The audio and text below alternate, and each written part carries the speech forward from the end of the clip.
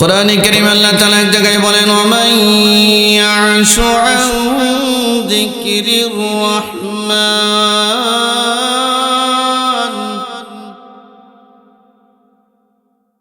আল্লাহ রাব্বুল আলামিন বলেন, যারা আল্লাহর স্মরণ থেকে মুখ ফিরায় নেয়, আল্লাহর কোরআন থেকে যারা মুখ ফিরায় নেয়, নুকাইয়িদ লাহু শাইতানা, তাদের জন্য একজন শয়তান নিয়োগ করা হয়। ফাহুয়া লাহু কারিন, এই শয়তান তার একেবারে অন্তরঙ্গ বন্ধু হয়ে দাঁড়ায়। শয়তান যার বন্ধু হয়, আল্লাহ তার উপরে, বান্দার উপরে যত কাজ ফরজ করেছেন, আল্লাহর দেওয়া পছন্দের কাজগুলো শয়তান তার কাছে অপছন্দের বানায়া দেয়। আর আল্লাহ এবং তার রাসূল যেই কাজটাকে অপছন্দ করেন, শয়তান এইটা তার কাছে পছন্দের বানায়া দেয়। এটা মিলে না? দেখবেন আমাদের সমাজের কিছু মানুষ আছে, মসজিদে 5 মিনিট সময় অতিরিক্ত থাকতে চায় না, কিন্তু 4 দোকানে বসে 3 ঘন্টা আড্ডা দেয় ডেইলি। 4 ঘন্টা সময় 4 দোকানে বসে ডেইলি আড্ডা দেয়, কিন্তু মসজিদে 5 মিনিট সময় অতিরিক্ত থাকতে চায় না। মসজিদে ইমাম সাহেবের তেলাওয়াত একটু লম্বা হলে হুজুরের উপরে তার রাগ। হুজুরকে বলেন, হুজুর নামাজে এত লম্বা তাসবিহ করেন কেন, এত লম্বা তেলাওয়াত করেন কেন? আমাদের অনেক কাজ। কি কাজ? 4 দোকানে বসে বসে সারা মহল্লার গিবট ডেলিভারি দেওয়া লাগবে। ঠিক এর আওয়াজ আসতে বলেন কেন? ঠিক যেটা ঠিক এটা জোরে বলেন।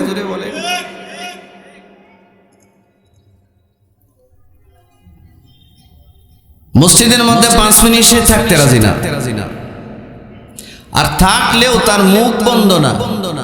কি সুবহানাল্লাহ পড়ে না? না, মসজিদের কোণার মধ্যে বসে গিবতের আড্ডা জমায়, আর মুখ নাড়াচাড়া করে।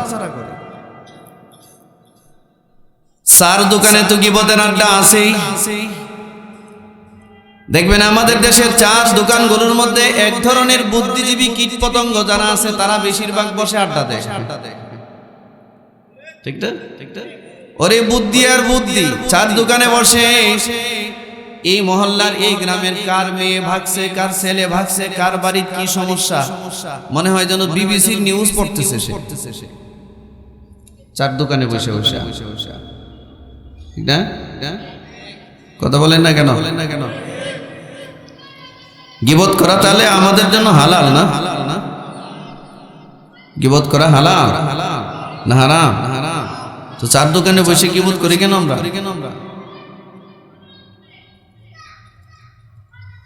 এত মানুষের গিবত কেন আমার মুখ দিয়ে বের হয়? দেখবেন আমাদের সমাজের টাউট বাটপার প্রকৃতির লোকগুলো কথা বলে বেশি। সত্যিকারে আল্লাহরে যারা ভয় করে এরা কথা বলে কম, কাজ করে বেশি। আর সমাজের দুর্নীতিগ্রস্ত মানুষগুলো কথা বলে বেশি, কাজ করে কম। দোকানে 3 ঘন্টা বসতে তার মজা লাগে, কিন্তু মসজিদে 5 মিনিট বসতে তার মজা লাগে না। বোঝা গেল এর ঘরের মধ্যে একটা মস্ত বড় শয়তান বসে আছে, এটার খবর তার জানা নাই। এজন্য আল্লাহ বলেন, ওয়ামান ইয়াশু আন যিকরির রহমান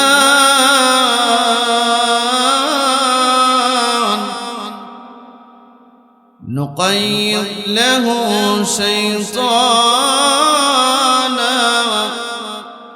ফাহুয়া লাহু কারিন।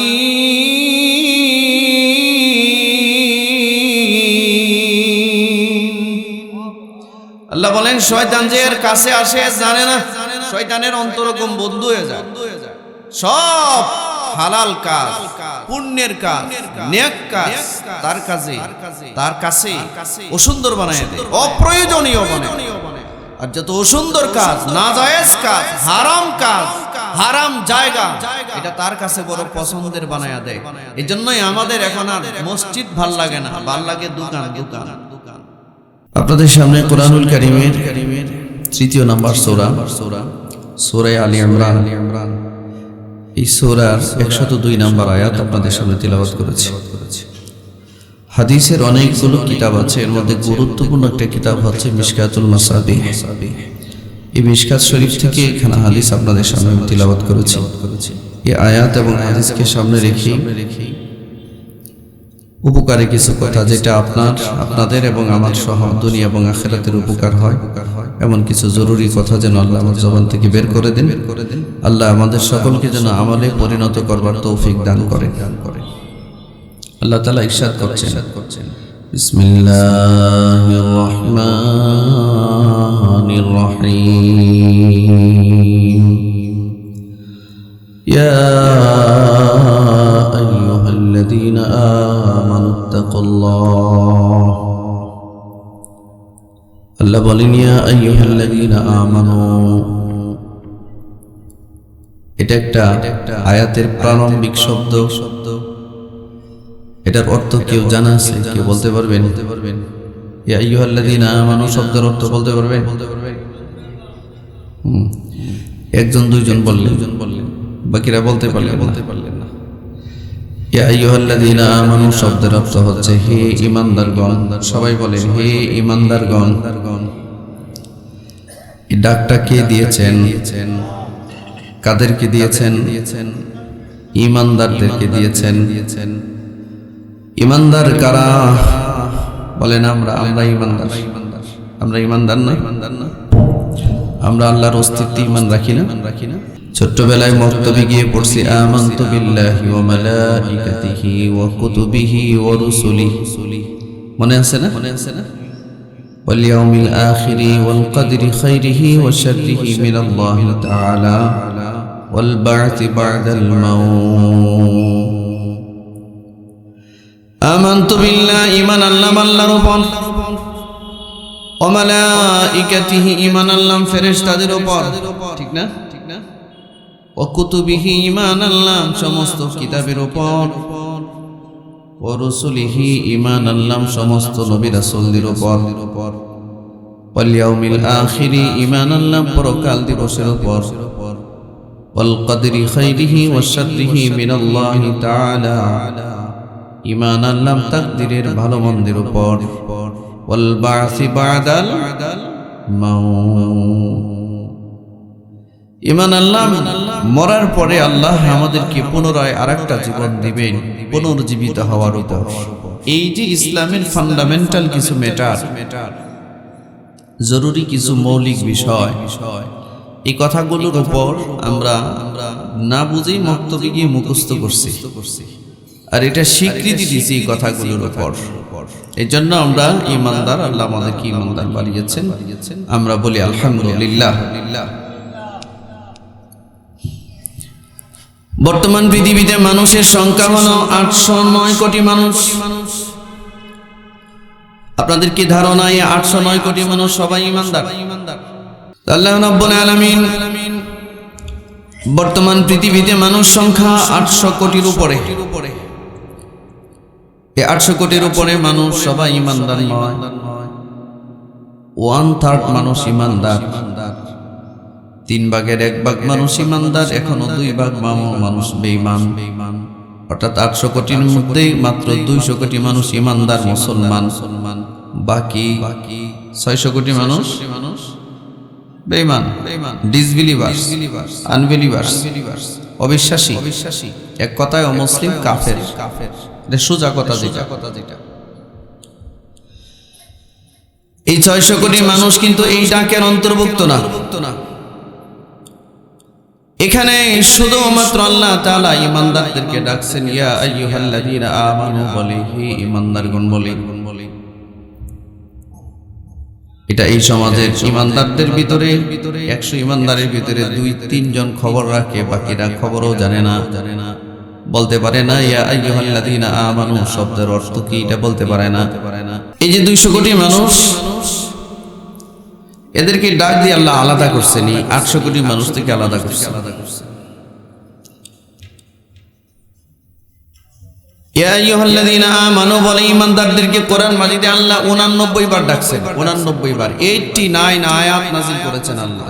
ইয়া আইয়ুহাল্লাযীনা আমানু 89 আয়াত, 89টা আয়াত নাযিল করেছেন এবং 89 বার ডাক পাচ্ছেন। অথচ এই সমাজের পতিত মুসলমানরা, ঈমানদাররা জানেও না ইয়া আইয়ুহাল্লাযীনা আমানু শব্দের অর্থটা কি, এটাই জানে না। সুখবর না দুঃখজনক ব্যাপার? জোরে বলেন, সুখবর না দুঃখজনক ব্যাপার? এটা ভয়ানক দুঃখজনক ব্যাপার। কিয়ামতের মাঠে আল্লাহ যদি চান যে বান্দাকে আযাব দিবেন, আমাদেরকে আযাব দিবেন, তাহলে এত নিয়ে আমাদের কথা জিজ্ঞাসা করার দরকার নাই। শুধু এইটার ব্যাপারে যদি জিজ্ঞাসা করেন, আমি যে তোমাকে এতবার ডাকলাম কোরআন মাজিদে, 6666টা আয়াত নাজিল করলাম, 114টা সূরা নাজিল করলাম, এত কিছু দিলাম, এই 6666টা আয়াতে তোমাদেরকে সম্বোধন করে 89টা আহ্বান আমি করেছিলাম, ডাক দিয়েছিলাম। তুমি কয়টা ডাকে সাড়া দিয়েছ আমাকে বলো? উত্তর আছে তো? ধরেন আপনার একটা ছেলে আছে, নাম আব্দুল্লাহ। আপনি আব্দুল্লাহকে ডাকলেন, হে আব্দুল্লাহ। আব্দুল্লাহ শুনলো, বুঝলো, সবকিছু করলো, কিন্তু উত্তর দেয় না। আপনার ডাকটাকে অ্যাভয়েড করেছে, গুরুত্ব নাই তার কাছে। আপনি আবারও ডাকলেন, হে আব্দুল্লাহ। আব্দুল্লাহ উত্তর দেয় না। আবারও ডাকলেন, হে আব্দুল্লাহ। আব্দুল্লাহ উত্তর দেয় না। এভাবে ডাকতে ডাকতে 10 বার পর্যন্ত ডাকছে, 10টা ডাক। কয়টা ডাক? একজন বাবা তার সন্তানকে 10 বার ডাকলো, সন্তান একবারও উত্তর দেয় না। আমার কথা বুঝে থাকলে এবার বলুন, বাবার 10 বারের ডাকের উত্তর একবারও যে সন্তান দিল না, এই সন্তান সুসন্তান না কুসন্তান?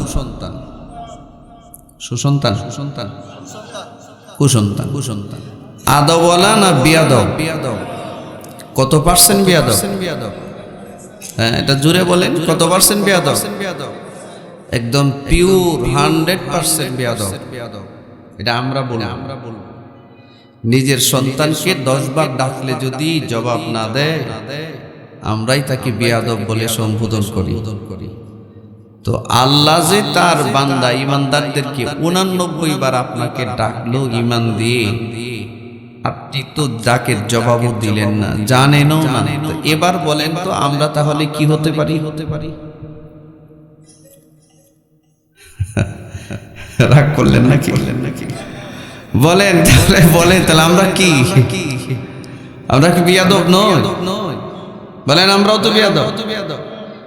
গ্রামগঞ্জের এমন মানুষ আছে একদম 100% ইলিটারেট পার্সন, একাডেমিক কোনো নলেজ নাই, তার পড়াশোনা করে না, এখনো টিপ দিয়া সব করে, কিন্তু 5-10 লাখ টাকার সুদের ব্যবসা যে করে, এই সুদের 5 পয়সা কোথায় আছে এটার খবরও তার জানা আছে। ঠিক, এটা আপনারা 1-2 জন বলেন কেন? ঠিক, যেটা ঠিক এটা সবাই বলেন ঠিক। মূর্খ মানুষ ওই 5 কাঠা জায়গা একদম ওয়ারিশান সূত্রে আসছে, এই জায়গা বিএস রেকর্ড কার নামে, সিএস রেকর্ড কার নামে, জায়গার ডানে কে, বামে কে, সামনে কে, পেছনে কে, এই জায়গার আরো আর কি, এটা কি, সেটা কি, মানে একদম সকল তথ্য তার কাছে আছে। মূর্খ মানুষ সব জানে, ফর্সা জানে, সবকিছু জানে, জানে না শুধু ধর্ম, জানে না শুধু কোরআন। ঠিক নয় কি? এটার ব্যাপারে একেবারেই গুরুত্বহীন।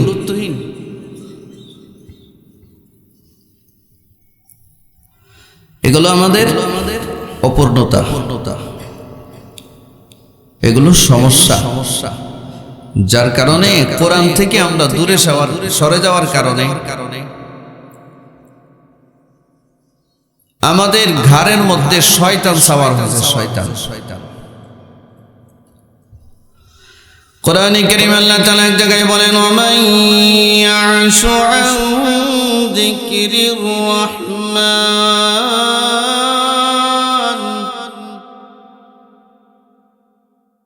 আল্লাহ রাব্বুল আলামিন বলেন, যারা আল্লাহর স্মরণ থেকে মুখ ফিরায় নেয়, আল্লাহর কোরআন থেকে যারা মুখ ফিরায় নেয়, নুকাইয়িদ লাহু শাইতানা, তাদের জন্য একজন শয়তান নিয়োগ করা হয়। ফাহুয়া লাহু কারিন, এই শয়তান তার একেবারে অন্তরঙ্গ বন্ধু হয়ে দাঁড়ায়। শয়তান যার বন্ধু হয়, আল্লাহ তার উপরে, বান্দার উপরে যত কাজ ফরজ করেছেন, আল্লাহর দেওয়া পছন্দের কাজগুলো শয়তান তার কাছে অপছন্দের বানায়া দেয়। আর আল্লাহ এবং তার রাসূল যেই কাজটাকে অপছন্দ করেন, শয়তান এইটা তার কাছে পছন্দের বানায়া দেয়। এটা মিলে না? দেখবেন আমাদের সমাজের কিছু মানুষ আছে, মসজিদে 5 মিনিট সময় অতিরিক্ত থাকতে চায় না, কিন্তু 4 দোকানে বসে 3 ঘন্টা আড্ডা দেয় ডেইলি। 4 ঘন্টা সময় 4 দোকানে বসে ডেইলি আড্ডা দেয়, কিন্তু মসজিদে 5 মিনিট সময় অতিরিক্ত থাকতে চায় না। মসজিদে ইমাম সাহেবের তেলাওয়াত একটু লম্বা হলে হুজুরের উপরে তার রাগ। হুজুরকে বলেন, হুজুর নামাজে এত লম্বা তাসবিহ করেন কেন, এত লম্বা তেলাওয়াত করেন কেন? আমাদের অনেক কাজ। কি কাজ? 4 দোকানে বসে বসে সারা মহল্লার গিবট ডেলিভারি দেওয়া লাগবে। ঠিক এর আওয়াজ আসতে বলেন কেন? ঠিক যেটা ঠিক এটা জোরে বলেন।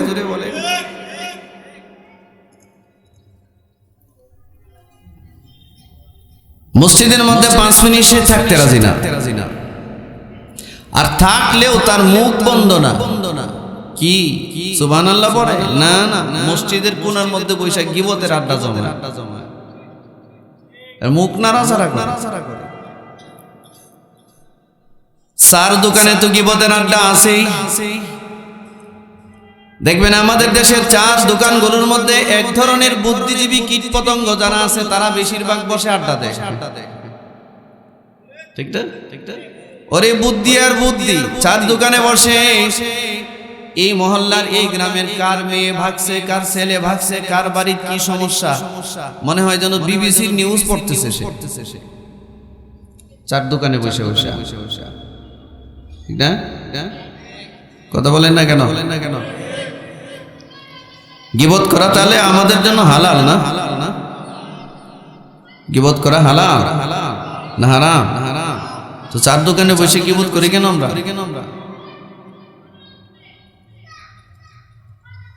এত মানুষের গিবত কেন আমার মুখ দিয়ে বের হয়? দেখবেন আমাদের সমাজের টাউট বাটপার প্রকৃতির লোকগুলো কথা বলে বেশি। সত্যিকারে আল্লাহরে যারা ভয় করে এরা কথা বলে কম, কাজ করে বেশি। আর সমাজের দুর্নীতিগ্রস্ত মানুষগুলো কথা বলে বেশি, কাজ করে কম। দোকানে 3 ঘন্টা বসতে তার মজা লাগে, কিন্তু মসজিদে 5 মিনিট বসতে তার মজা লাগে না। বোঝা গেল এর ঘরের মধ্যে একটা মস্ত বড় শয়তান বসে আছে, এটার খবর তার জানা নাই। এজন্য আল্লাহ বলেন, ওয়ামান ইয়াশু আন যিকরির রাহমান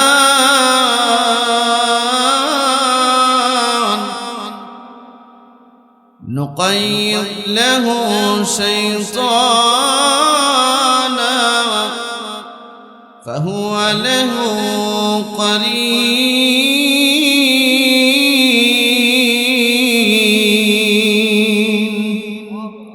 আল্লাহ বলেন, শয়তান যে এর কাছে আসে জানে না, শয়তানের অন্তরকম বন্ধু হয়ে যায়। সব হালাল কাজ, পুণ্যের কাজ, নেক কাজ তার কাছে অসুন্দর বানায় দেয়, অপ্রয়োজনীয় বানায়। আর যত অসুন্দর কাজ, নাজায়েজ কাজ, হারাম কাজ, হারাম জায়গা, এটা তার কাছে বড় পছন্দের বানায়া দেয়। এই জন্যই আমাদের এখন আর মসজিদ ভাল লাগে না, ভাল লাগে দোকান।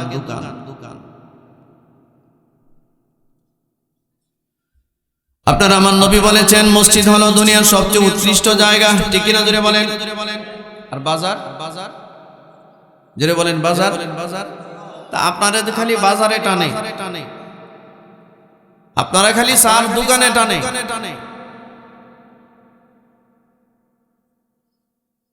মানুষ কেমনে বুঝবে যে আমারে শয়তান চালাইতেছে, এটা বুঝবে কেমনে? এরকম ঘটনাগুলো যখন ঘটতে থাকবে তখন বুঝবেন যে শয়তান আমারে চালাইতেছে। ফাহুয়া লাহু কারিন, শয়তান আমার নিকটবর্তী হয়ে গেছে। বাবাজি, আপনারা আমার কথা রাগ করেন না, কিন্তু এটা আমাদের সমাজের সামাজিক একটা অপরাধ, ব্যাপক হারে আমাদের সমাজে চলতেছে, ঠিক কিনা? জোরে বলেন। এটা ব্যাপক হারে চলছে। চার দোকানে বসে ভালো কোনো আলাপ নাই, আর এক একজন যে বুদ্ধিজীবী বসে কারোর থেকে কেউ কম বুঝে না, ঠিক না? ঠিক না? কথা একটা মাটিতে পড়ে না। একজন একটু সারার সাথে সাথে আরেকজন ধরে, একদম চিপা চাপার কথা থেকে শুরু করে আন্তর্জাতিক যত সংবাদ আছে মনে হয় যেন জাতিসংঘের সেক্রেটারি জেনারেল বক্তব্য দিতেছে। এরকম বুদ্ধি নিয়ে বসে চার দোকানে। মাঝে মধ্যে অত্যন্ত জ্ঞানগর্ভ আলোচনা করে, কোরআন হাদিসের আলোচনা করে, ফতুয়া বিতরণ করে সে ওখানে বসে বসে। চার দোকানে বসে তারা আড্ডা দেয় আর ফতুয়াবাজি করে। এদের কথাবার্তা শুনলে মনে হয় সারা জীবন কি যে পড়াশোনা করলাম, এদের কাছে পড়াশোনা করা দরকার।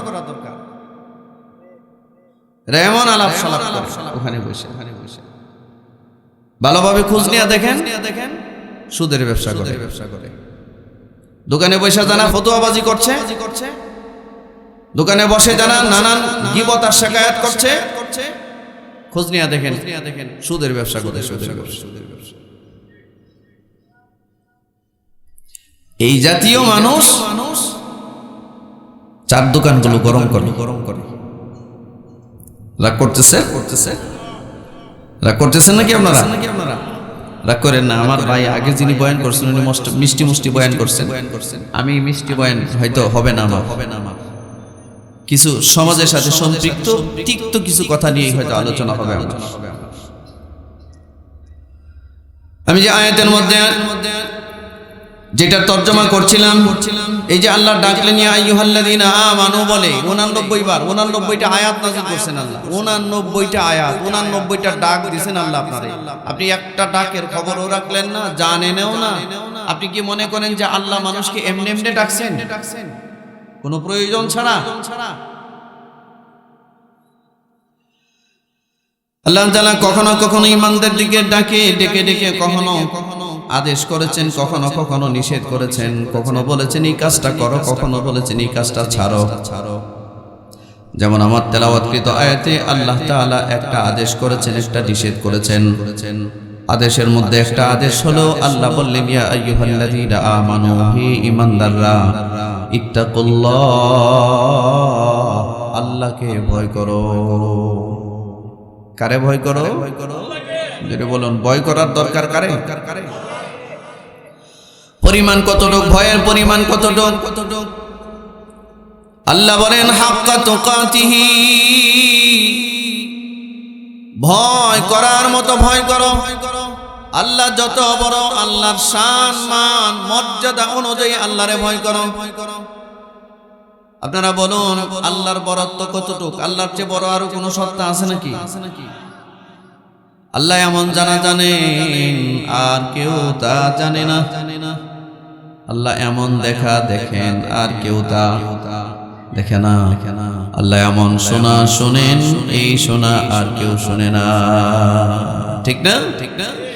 কোরআন মাজিদ এক জায়গায় আল্লাহ তাআলা বলেন, ও জগতের মানুষ, তোমাদের বাড়ি ঘরের সামনে যে গাছপালাগুলো আছে, এই গাছপালার এক একটা ডাল থেকে গাছের পাতা যখন শুকিয়ে যায়, লাল হয়ে যায়, শুকনা পাতাটা গাছের ডালা থেকে যখন ঝরে পড়ে যায় জমিনে, এই পাতাটা জমিনে যখন পড়ে যায় তখন একটা সূক্ষ্ম আওয়াজ হয়। দুনিয়ার কোনো ইন্টেলিজেন্স সেই আওয়াজ শুনে না, জানে না যে একটা গাছের পাতা যখন জমিনে খসে পড়ে যায় এটার যে সূক্ষ্ম আওয়াজটা হয়, এই আওয়াজটাও আমি আল্লাহর পদ্ধতি কানে পৌঁছে যায়। গাছের একটা পাতা যেটা জমিনে পড়ে যায় এটার আওয়াজ যদি আল্লাহ শুনতে পান, তো চার দোকানে বসে আমরা যাদের গীবত করি এটা আল্লাহ শুনেন না? মসজিদের কোনায় বসে যাদের গীবত করি এটা আল্লাহ শুনেন না? মানুষের বিরুদ্ধে যে ষড়যন্ত্র করছি, মিথ্যা মামলা দিচ্ছি মানুষের বিরুদ্ধে, গীবত করছি, শিকায়ত করছি, মানুষের সম্পদ ধ্বংস করছি, ইজ্জত নষ্ট করছি, আরেকজনের মেয়ের বিয়ে ভেঙে দিচ্ছি, এই যে শয়তানিগুলো, এগুলো কি আল্লাহ দেখে না?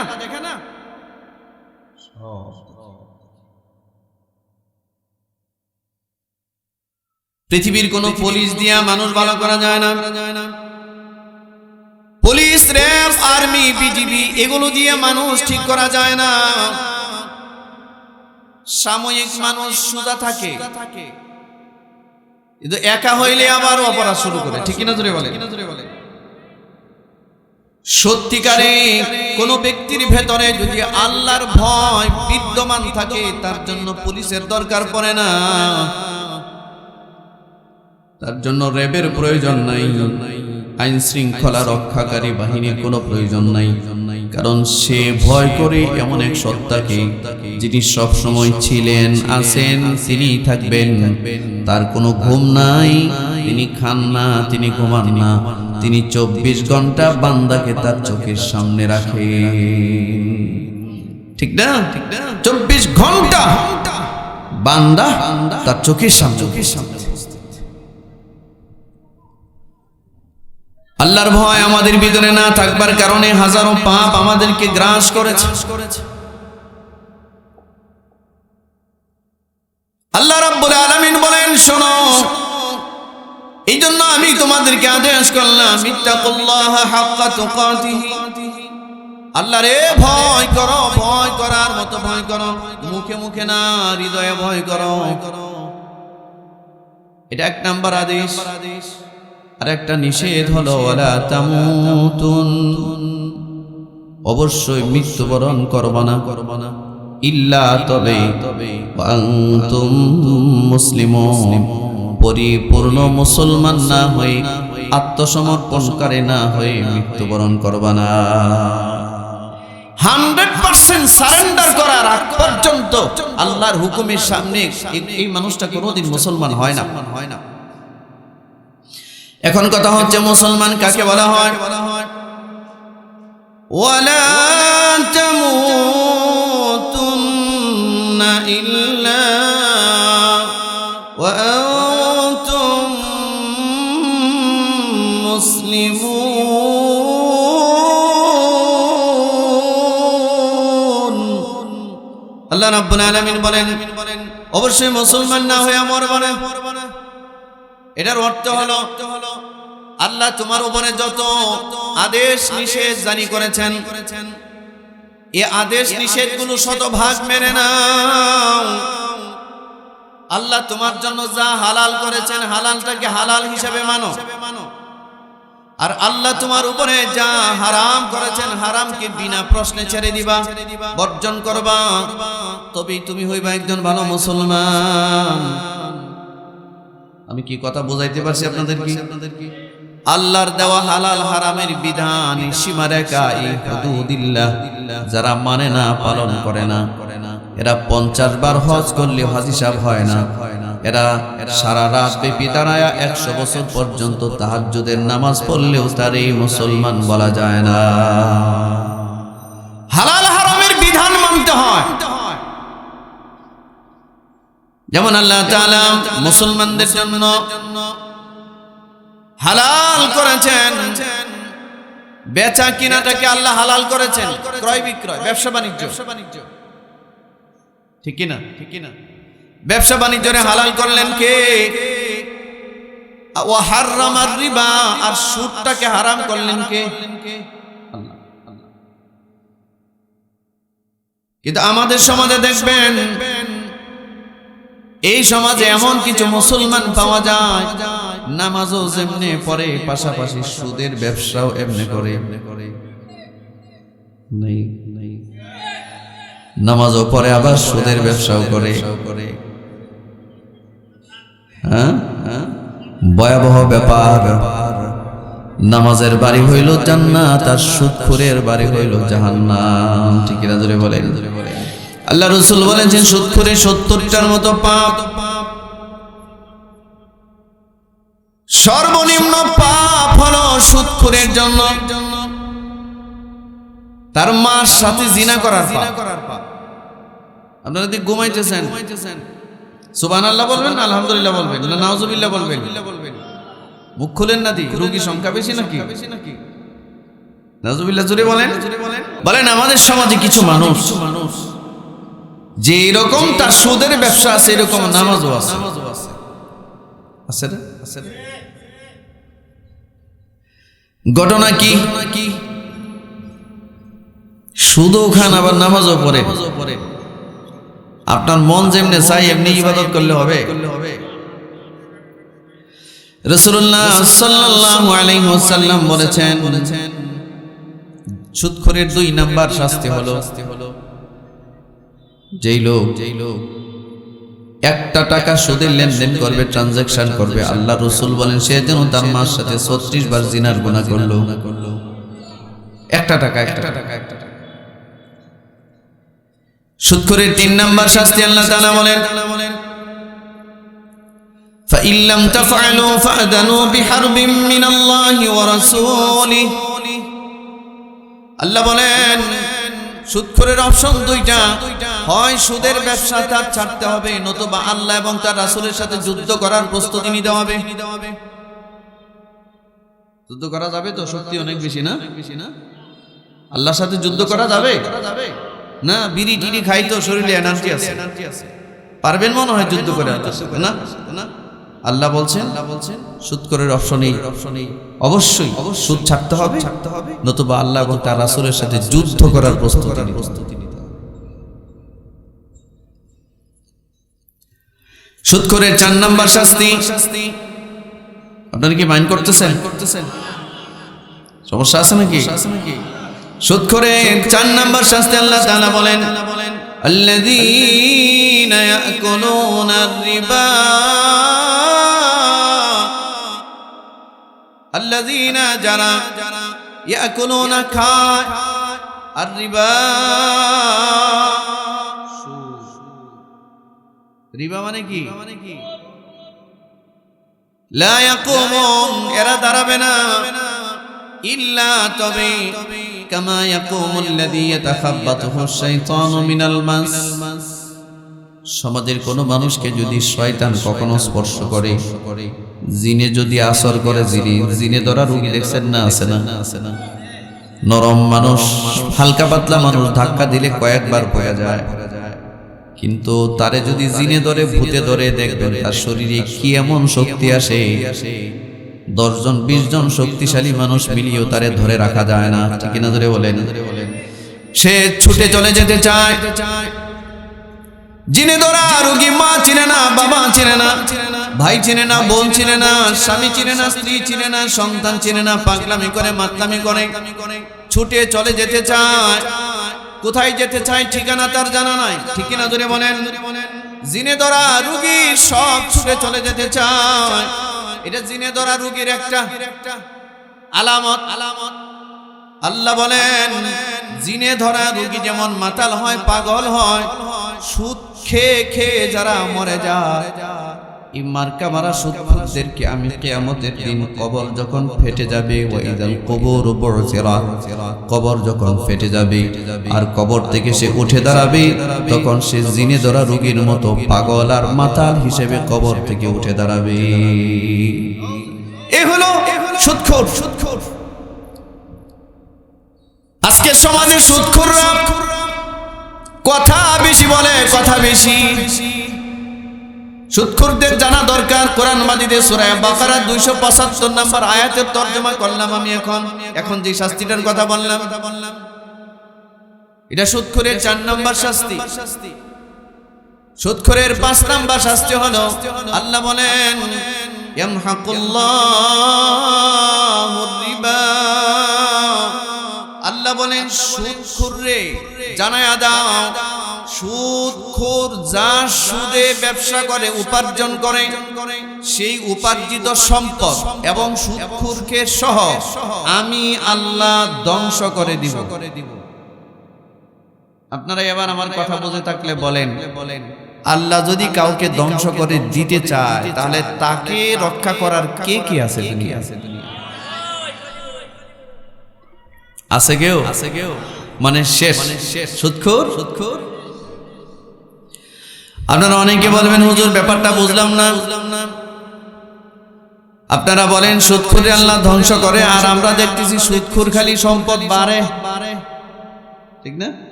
বাড়ি একটা ছিল আর একটা করতেছে, জায়গা একটা ছিল আরো 3টা কিনছে। আপনার কাছে মনে হয় সুদখোরের সম্পদ বাড়তেছে, আর সম্পদের মূল মালিক যিনি তিনি বলেন সুদখোর ধ্বংস হবে, সুদখোরের সম্পদও ধ্বংস হয়ে যাবে। কোনটা সত্য? আমরা যেটা দেখতেছি এটা সত্য না আল্লাহ যেটা বলতেছেন সেটা সত্য? ওইটাই সত্য, ঠিক না?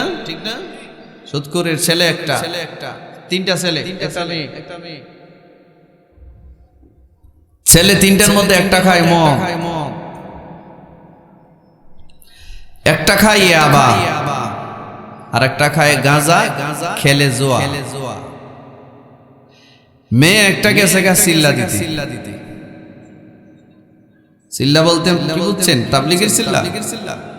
না না, এই তাবলীগের সিল্লা ছাড়াও আর একটা সিল্লা আছে বিদেশে। হ্যাঁ, রিকশাওয়ালার সাথে গেছে গা, সিল্লাই গেছে গা, বাইকে দিছে। ছেলে একটা খায় মদ, একটা খায় গাঁজা ইয়াবা, খেলে জুয়া। মেয়ে গেছে গা ভাগ্যা। এই সুদখোর 5,000 কোটি টাকার মালিক হইলে লাভটা কি তার? আমারে বলে না। আপনারা কথা বলেন না কেন? কি সমস্যা? কথা বলেন না কেন? লাভ আছে তার? এমনি ধ্বংস করে এমনি।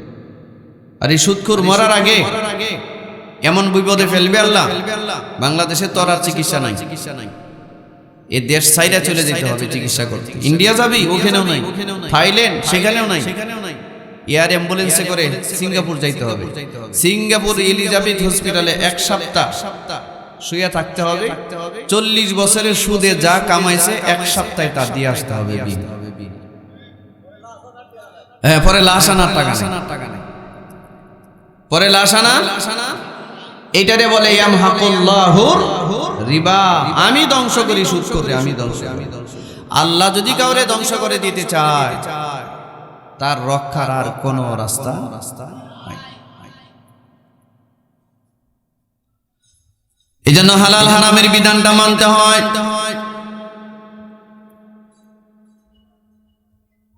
কত বড় ভয়ানক ব্যাপার! সুদখোর মার সাথে জিনা করে। একটু চিন্তা করে দেখেন, কথাটা কিন্তু নরমাল নয়, একটা ভয়ানক কথা। মার সাথে জিনা, এই সমাজের একটা পাগলও এটা চিন্তা করে না, কল্পনা তো আনতে পারে না কেউ। সুদখোরের বাপ মারা গেছে, মা মারা গেছে, 20 বছর হয়েছে, 10 বছর হয়েছে, মা মারা গেছে। উচিত ছিল সুদখোর তাৎক্ষণিকভাবে তওবা করে সুদের ব্যবসা ছেড়ে দেওয়া। না, মা যখন মারা গেছে সে 5 লক্ষ টাকা সুদের ব্যবসা করতো, আর এখন সুদখোর ওই ব্যবসা বাড়াতে 5 লক্ষ টাকার সুদের ব্যবসা চক্রবৃদ্ধি হারে বাড়াতে সেটা এখন প্রায় 50 লক্ষ টাকার সুদের ব্যবসা করছে। আপনারা বলুন, 50 লক্ষ টাকার চক্রবৃদ্ধি হারের কি পরিমাণ জিনার গুনাহ তার মার কবরে প্রতি রাতে প্রতিদিনে পাঠাচ্ছে এই সুদ করে। ইসলামী শরীয়তের বিধান যদি সমাজে চলতো, শরিয়া আইন দিয়া যদি রাষ্ট্র পরিচালিত হতো, এই সুদখোর সমাজে চলা তো দূরের কথা, মানুষ জুতা দিয়ে পিটিয়ে তাকে সমাজচ্যুত করে জেলখানায় বন্দী করত। দুর্ভাগ্যের ব্যাপার, বাংলাদেশের বিভিন্ন অঞ্চলে গেলে দেখা যায়। আমি জানি না আপনাদের কিশোরগঞ্জের অবস্থা কি, কিন্তু বাংলাদেশের বিভিন্ন অঞ্চলে এরকম একটা ব্যাপার সেপার আছে। ওই এলাকার জঘন্য সুদখোর, যে জঘন্য মদখোর, ভূমিধস্যু, জায়গা দখলকারী, জালিম, এই অত্যাচারীদের বানায় দিয়েছে মসজিদের সভাপতি। নামাজ নাই, কালাম নাই, সুদখোর কিছু টাকা মসজিদে দিতে পারে, এই জন্য তারে মসজিদের সভাপতি বানায় দিয়েছে। এরকম সংবাদ কি আসেন আপনাদের কানে? এতক্ষণ পর্যন্ত আপনারা আমার আলোচনা বুঝে থাকলে বলুন, যেই সুদখোর মার সাথে জিনা করে, যে সুদখোর আল্লাহ এবং তার রাসূলের সাথে যুদ্ধ করে, এই সুদখোর কি মসজিদের সভাপতি হওয়ার যোগ্য? তো না, যোগ্য? আল্লাহর দুশমন, আমার সাথে কেউ যদি যুদ্ধ করে সে কি আমার আপন না দুশমন? তো দুশমন আমার ঘরের হেফাজতের দায়িত্ব নেয়, এটা হইল?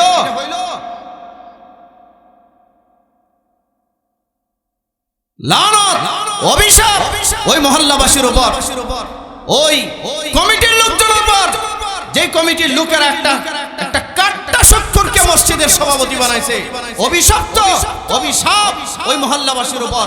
মনে রাখবেন, কোন সুৎখোরের টাকা মসজিদের মূল ভবনে কোনোদিন লাগানো যাবে না। সুৎখোর 10 লাখ না 10,000 কোটি টাকা দান করলে মসজিদে লাগানো যাবে না। সুৎখোরের টাকা আলাদা রাখতে হবে। সুৎখোরের হারাম টাকা দিয়ে কখনো মসজিদ নির্মাণ করা যায় না। সুৎখোরের হারাম টাকা দিয়ে কখনো গোরস্থানের বাউন্ডারি নির্মাণ করা যায় না। সুৎখোরের হারাম টাকা দিয়ে কখনো ঈদগাহ নির্মাণ করা যায় না। এগুলো ধর্মীয় স্থাপনা, এগুলো আল্লাহর সাথে, ধর্মের সাথে রিলেটেড। ধর্মের সাথে রিলেটেড যত কাজ আছে এটার সাথে হারামের কোনো ন্যূনতম সম্পর্ক নাই। কারণ হারামের সাথে ইবাদতের কোনো সংশ্লিষ্টতা। আপনারা কি রাগ করতেছেন আমার কথা? একটু কষ্ট পাচ্ছেন মনে হয়, একটু শক্ত হয়ে যাচ্ছে কথা। হোক শক্ত, কিন্তু তারপর একটু শোনার প্রয়োজন আছে। এটা দুর্ভাগ্য, আমাদের জন্য দুর্ভাগ্য। সুৎখোর 5 লক্ষ টাকা দিয়েছে, এর বানাইছে সভাপতি। কেন? ওই 5 লক্ষ টাকা দিয়ে টাইলস আনছে, মসজিদের টাইলস, দামি টাইলস আনছে। টাইলসে সিজদা দিয়ে নামাজ পড়বে।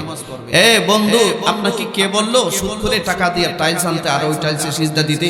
আপনি কি জানেন? কোন আলিমকে জিজ্ঞেস করেছেন? কোন মুহাক্কিক, কোন মুদাব্বির, কোন মুতাবার, কোন ফকিহকে কখনো জিজ্ঞাসা করেছেন যে এই সুৎখোরের টাকা দিয়ে মসজিদের টাইলস কিনেছি, এখানে নামাজ হবে কিনা? সুৎখোরের কেনা টাকা দিয়া টাইলসে আপনি 100 বছর সিজদা দিতে পারবেন, এই সিজদা আল্লাহর আরশে পৌঁছবে না।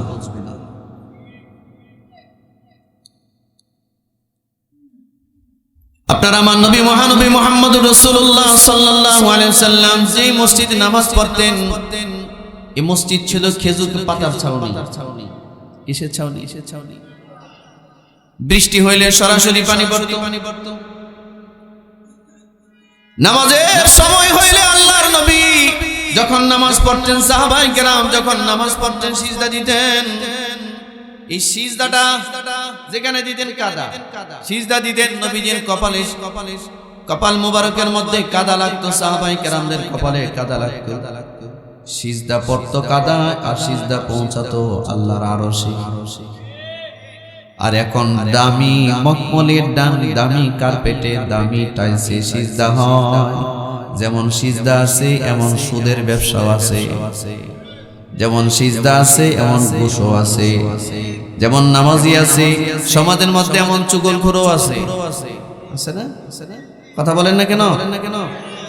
এইরকম ঘুষখোরও আছে যে সপ্তাহে অন্তত 10 লাখ টাকা ঘুষ খায়, সরকারি চাকরি করে, সপ্তাহে 10 লাখ টাকা ঘুষ খায়। এইটাও শুক্রবারে যায় নামাজ পড়তে মসজিদে। এটা গিয়ে প্রথম কাতারে দাঁড়ায়, ঠিক না?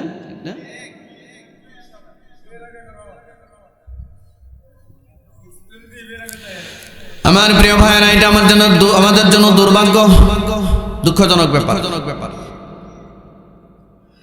এই জন্য আল্লাহ বলেন, শোনো, ওয়ালা তামুতুন্না ইল্লা ওয়া আনতুম মুসলিমুন।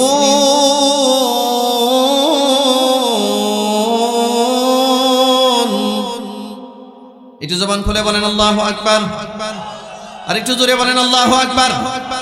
দুইটা হাত উপরে উঠান, দুইটা হাত উপরে উঠান, ওটা বলেন আল্লাহু আকবার। আরো জোরে বলেন আল্লাহু আকবার। ও দুনিয়ার মুসলমানেরা, আল্লাহ বলেন অবশ্যই মুসলমান না হয়ে মরবা না। তার মানে হালাল হারামের বিধানটা না মেনে মরবা না। যেমন এই আয়াতের ব্যাখ্যায় আমি একটা হাদিস পড়েছি আপনাদের সামনে, মিশকাত শরীফের হাদিস। আল্লাহ রাসূল বলেন, আনাবি হুরায়রা রাদিয়াল্লাহু তাআলা আনহু قال, হযরত আবু হুরায়রা থেকে হাদিস বর্ণিত, তিনি বলেন, হযরত আবু হুরায়রা বর্ণনা করছেন, নবীজি একদিন আমাদের সামনে আসলেন, আমাদের সামনে এসে বললেন, ও সাহাবীরা, মাইয়া আখুযু আন্নি হাউলাইল কালিমাত, ও সাহাবীরা, আমি এখন তোমাদের সামনে অতীব জরুরি কয়েকটা কথা বলতে চাই, একদম ইম্পর্টেন্ট কয়েকটা কথা। কে আছে এমন আমার এই কথাগুলো গ্রহণ করবা? 1 নাম্বার। 2 নম্বরে বললেন ফায়ামালু বিহিন্না, আমার এই কথাগুলোর উপরে কে আছে এমন আমল করবা। 3 নম্বরে বললেন আও ইউআল্লিমু মান ইয়ামালু বিহিন্না, অথবা যারা আমল করবে তাদেরকে শিখিয়ে দিবা কে আছে এমন। হযরত আবু হুরায়রা বললেন সর্বপ্রথম আমি নবীজিকে জানালাম কুলতু আনা ইয়া রাসূলুল্লাহ, হুজুর আমি প্রস্তুত, আপনি আমাকে কথাগুলো শিখিয়ে দেন, আমি নিজে ওইটা গ্রহণ করব, নিজে আমল করব, যারা আমল করবে তাদেরকে কথাগুলো আমি শিখিয়ে দিব। আল্লাহর নবীর সাথে সাথে হযরত আবু হুরায়রার হাতটা চেপে ধরলেন। ফাআখাযা বিয়াদি, এটা হাদিসের শব্দ। নবীজি হযরত আবু হুরায়রার হাতটা চেপে ধরলেন। ফাআখাযা বিয়াদি, হাতটা চেপে ধরে নবীজি ফাআদ্দা খামসান, 5টা বিষয় গনে গনে গনে গনে নবীজি হযরত আবু হুরায়রাকে শিক্ষা দিলেন। কয়টা বিষয়? ডান হাতটা উঠান একটু সবাই, ডান হাতটা উঠান। কয়টা বিষয় শিক্ষা দিলেন? 5টা বিষয়। শুনবেন তো আপনারা? যদিও বা আপনাদের কাছে আমাদের কাছে মনে হবে হুজুর এই কথাগুলো জীবনে বহুবার শুনেছি, আপনি বহুবার না 1000 বার শুনলেও যতবারই শুনেন না কেন এই বিষয়গুলো ইসলামের ফান্ডামেন্টাল ম্যাটার, এগুলো মৌলিক বিষয়। 1 নম্বরে আল্লাহ রাসূল বললেন আবু হুরায়রা ইত্তাকিল মাহারিমা তাকুন আ'বাদান নাস। আবু হুরায়রা শোনো, আল্লাহ তোমার উপরে যা হারাম করেছেন একজন মুসলিম হিসেবে, কথা শুনতেছেন? একজন মুসলিম হিসাবে, তুমি একজন মুমিন হিসাবে, মুসলিম হিসাবে আল্লাহ তোমার জন্য যা কিছু হারাম করেছেন এই হারামটাকে ভয় করো, হারামটাকে ছেড়ে দাও। আমি রাসূল তোমাকে সার্টিফিকেট দিচ্ছি তাকুন আ'বাদান নাস, গোটা মানব জাতির মধ্যে তুমি হবে সবচেয়ে বড় ইবাদতকারী। শর্ত কি? হারাম ছেড়ে দেওয়া। শর্ত কি? তাহলে আবার বলেন সুদ খাওয়া কি, ঘুষ খাওয়া কি, গীবত করা, এই আসতে বলবেন না, জোরে বলেন, মুখ খুলে বলেন, গীবত করা, চুগলখড়ি করা, মিথ্যা কথা বলা, মানুষের ক্ষেতের আইল কাটা, বাড়ির সীমানা ধাক্কানো, অন্যের উপরে মিথ্যা মামলা দেওয়া, আরেকজনের মেয়ের বিয়ে ভেঙে দেওয়া, এটি নাই আমাদের সমাজে। আমাদের সমাজে এমনও মানুষ আছে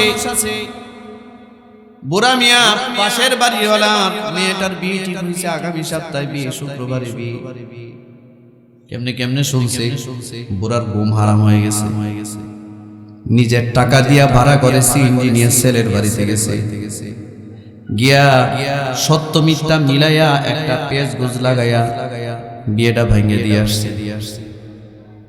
না এমন ঘটনা ঘটে না? কথা বলেন না কেন? এমন ঘটনা ঘটে না? বিয়েটা ভেঙ্গে কুটনামি করে, বদনামি করে বিয়েটা ভেঙ্গে এসে এই বেটা মসজিদের প্রথম কাতারে গিয়ে বসছে, নামাজ পড়বে। নাই নাই, মুসলমানের কাজ কি কারো বিয়ে ভেঙ্গে দেওয়া না জোড়া লাগানো? কথা বলেন না কেন? কারো বিয়ে ভেঙ্গে দেওয়া কি এটা মুসলমানের কাজ না জোড়া লাগানো কাজ? এই বিয়েটা ভেঙ্গে দিয়েছে, কি পরিমাণ টাকা! সে তার প্রতিবেশীর মেয়েটার বিয়েটা বরদাস্ত করতে পারছে না, প্রতিবেশীর উপরে আসার করতে পারছে না সে।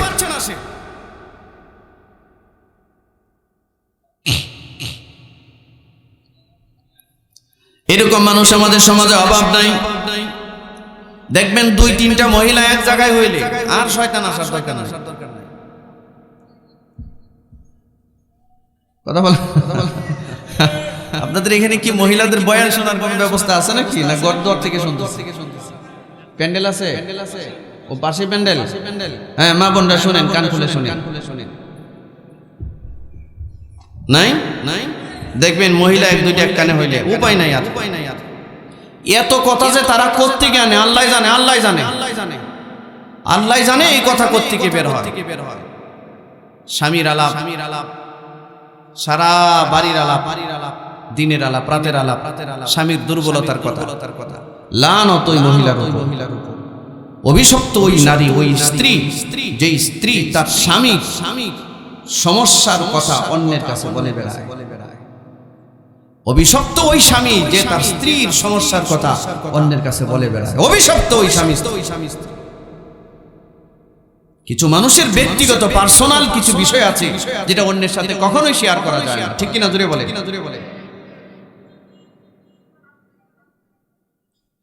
প্রাইভেসি বলতে একটা জিনিস আছে, এটা রাখতে হয়। এই এগুলো সরান এখান থেকে, চলো রাই সরো সরো যাও যাও।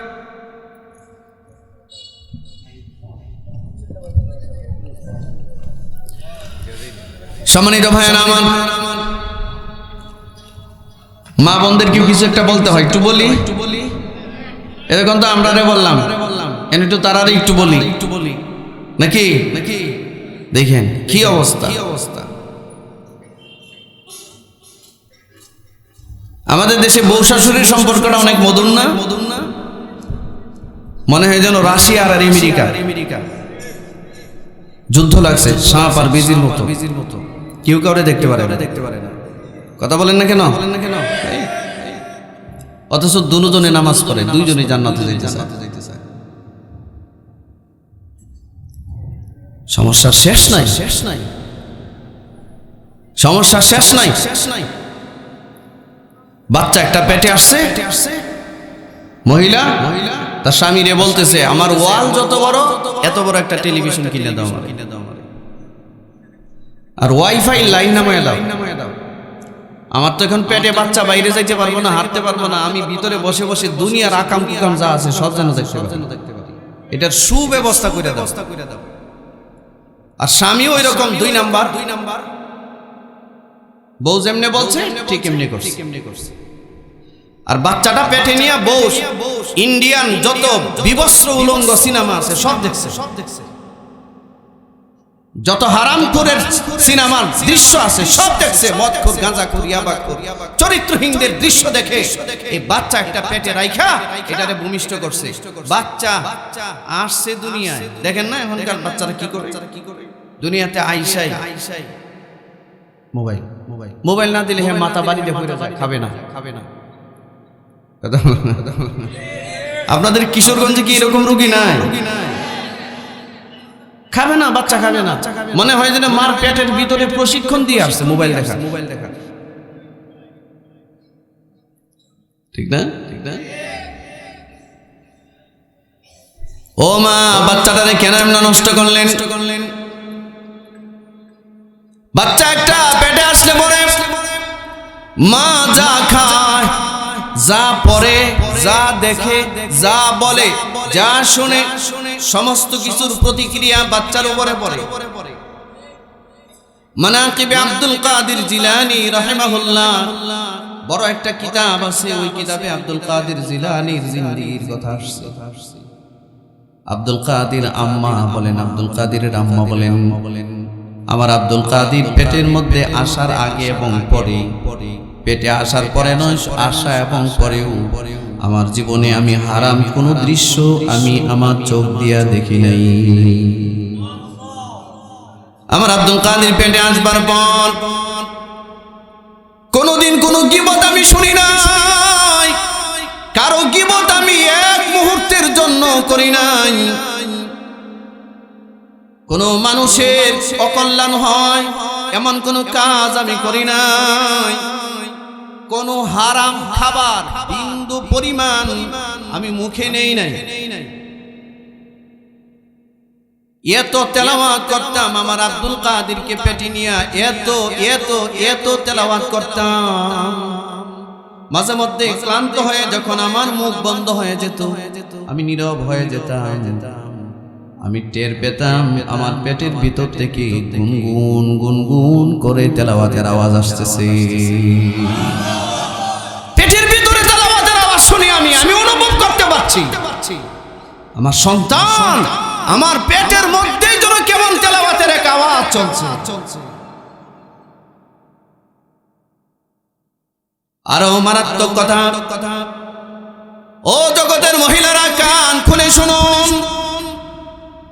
আব্দুল কাদের জিলানীর আম্মা বলেন, আমার আব্দুল কাদের ভূমিষ্ঠ হওয়ার পর 2টা বছর পর্যন্ত আমি বুকের দুধ পান করিয়েছি। কয় বছর? এই 2 বছরের ভেতরে যতবার আমি আমার আব্দুল কাদেরকে আমার বুকের দুধ পান করিয়েছি। কোনদিন কোন সময় ওযু সারা ওযুবিহীন অবস্থায়, মোট কথা পবিত্র অবস্থা ব্যতি রেখে আমি কোনদিন আমার আব্দুল কাদেরকে এক ফোঁটা বুকের দুধ পান করাইনি। আসতে বললেন যে সুবহানাল্লাহ। মানে এটা আমরা কল্পনায় মানতে পারি না। আব্দুল কাদের জিলানীর আম্মা বলেন, আমার আব্দুল কাদেরকে আমি 2 বছর পর্যন্ত বুকের দুধ পান করাইছি। ওযু ছাড়া মানে ওযুবিহীন অবস্থা আমি এক ফোঁটা দুধ পান করাই নাই। কান্না করছে, তারপরে শোয়া রাখছি, কাঁদছে, কাঁদো, এরপরে আমি ওযু করছি, ওযু করে তারপরে বুকের দুধ দিছি। আচ্ছা, আমাদের সমাজের এইরকম অশ্লীল মার্কা মহিলারা এটা ভাবতে পারে? এটা কল্পনা করতে পারে? কল্পনাও তো করতে পারে না। এখনো পর্যন্ত মহিলারা বাচ্চাকে বুকের দুধ দিয়েছে, ওই মহিলার বাচ্চা বুকের দুধ খাচ্ছে কি খাচ্ছে না, বানরের বাচ্চার মতো লটকে আছে। বাচ্চার ব্যাপারে তার কোনো খেয়াল নাই। তার খেয়াল হচ্ছে টেলিভিশনের দিকে, স্টার জলসা যাইতেছে,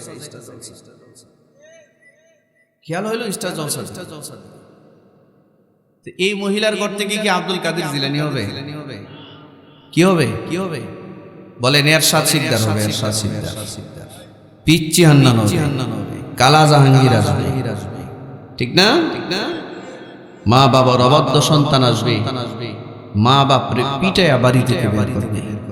আর এটা শুধু এককভাবে সন্তানের দোষ নয়, এটা মা বাবার কৃতকর্মের ফল। রাগ করতেছেন? আমরা খালি মা বাবার ফজিলতের বয়ান করলে হবে নাকি? আমার দায়িত্বে অবহেলা করে আমি শুধু খালি ফজিলতের বয়ান করলে হবে? হ্যাঁ,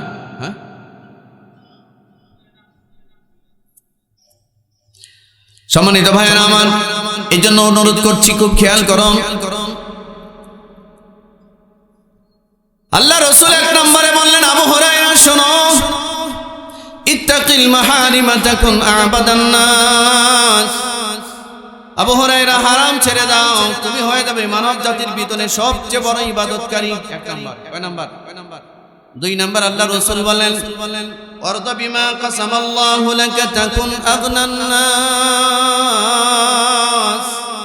আবু হুরায়রা, আল্লাহ তোমার উপরে রিজকে হালাল হিসাবে তোমার তাকদীরে যা যা দিয়েছেন তাতেই তুমি খুশি হয়ে যাও।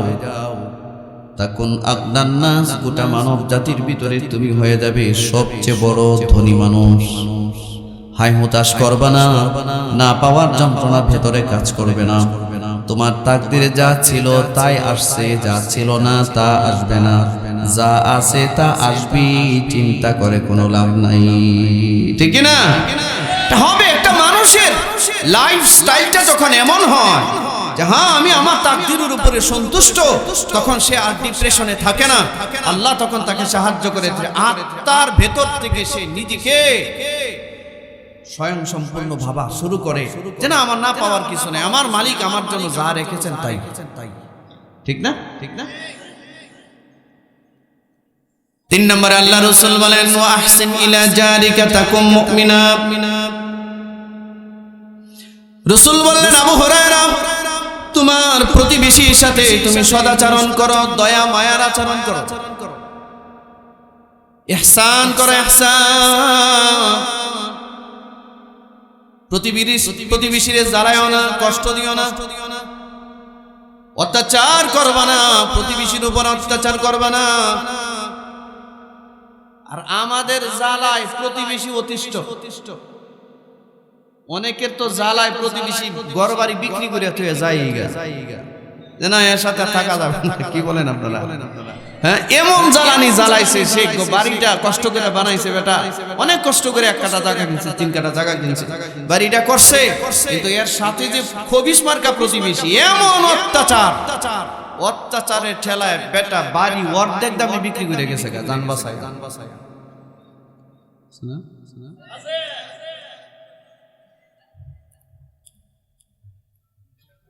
আপনাদের এলাকায় জায়গার যে সীমানা, এটারে কি কয়? ক্ষেতের আইল না? ক্ষেতের আইল কাটবার মানুষ নাই। যে ক্ষেতের আইল কাটে সে কি প্রতিবেশীর উপরে দয়া মায়া করছে না জুলুম করছে? বাড়ির সীমানাটা ধাক্কায় যে দুই হাত ভিতরে ঢুকায়া দিছে, প্রতিবেশীর উপরে দয়া করছে না জুলুম করছে? আপনারা বলেন, এমন প্রতিবেশী মারা গেলে প্রতিবেশী কি তার জানাজায় আসবে? এই যে দৌড়ায় কিশোরগঞ্জ গিয়া 10 কেজি মিষ্টি কিনে বিতরণ করবে আর বলবে আমাদের মহল্লায় ভালো মানের একটা জানোয়ার মারা গেছে, আলহামদুলিল্লাহ। মুসলমান বললে কি করে? ইন্না লিল্লাহি ওয়া ইন্না ইলাইহি রাজিউন, এইটা পড়ে। কিন্তু যে প্রতিবেশী আরেকজনের প্রতিবেশীর মেয়ের বিয়ে ভেঙে দেয়, যে প্রতিবেশীর জায়গা দখল করে, যে প্রতিবেশী 24 ঘন্টা তার অকল্যাণ কামনা করে, যে প্রতিবেশী তাকে অত্যাচার করে, মিথ্যা অপবাদ দেয়, যে প্রতিবেশী তার 2 হাত জমি দখল করে ফেলেছে, এই প্রতিবেশী মূল্যে বুঝি ইন্না লিল্লাহ পড়বে, আসবে জানা যায়।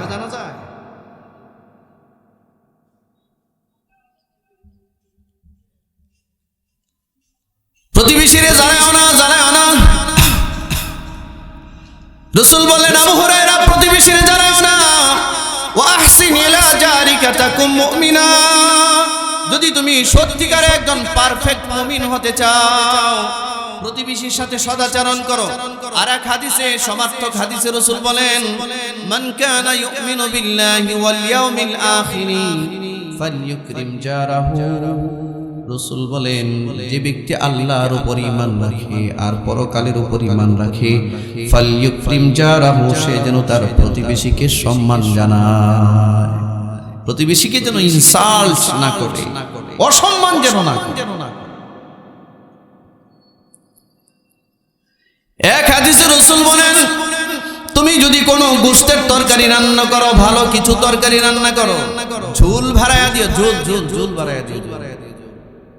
ঝোল চিনেন না? কিশোরগঞ্জে কি কয় রে? সৌরা, হৌরা। আচ্ছা, হৌরা। একটু হৌরা বাড়াইয়া দিও, একটু ঝোল বাড়াইয়া দিও। প্রতিবেশীর বাড়িতে গোশতের টুকরা দিতে না পারলেও একটু হৌরা দিও, একটু ঝোল দিয়া খাইও। আর না হয় তোমার বাসায় গোশতের টুকরার, গোশতের রান্নার গ্রানটা যখন তার বাসায় যাবে, কষ্ট পাবে। এটা করো না। নবীজি এটাও নিষেধ করেছে। প্রতিবেশী যদি অমুসলিমও হয়, তথাপিও তাকে কিছু দিয়া খাইব, নবীর শিক্ষা। সুবহানাল্লাহ, জোরে বলুন।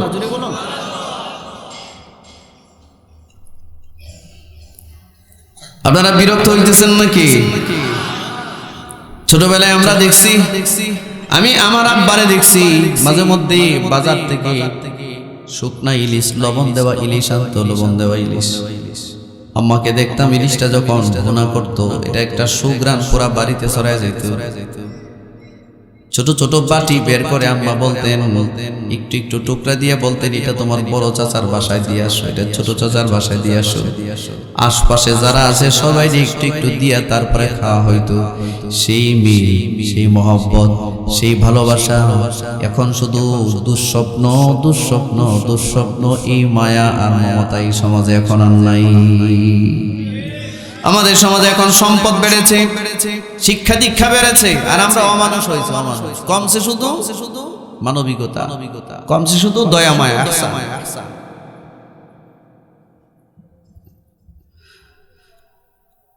নিজের আপন ভাই, ওই জমি জমা নিয়ে একটু ধাক্কি লাগছে, 10 বছর যাবত নিজের ভাইয়ের সাথে কথা বলে না। একই বাড়িতে বাস করে, একই মসজিদে নামাজ পড়ে, এক ইমামের পেছনে নামাজ পড়ে, কিন্তু কথা বলে না। নিজের ভাইটা হসপিটালে 1 মাস যাওয়ার পরে আনছে অসুস্থ অবস্থায়। কত মানুষ তারে দেখতে যায়, কিন্তু আপন ভাই তারে দেখতে যায় না।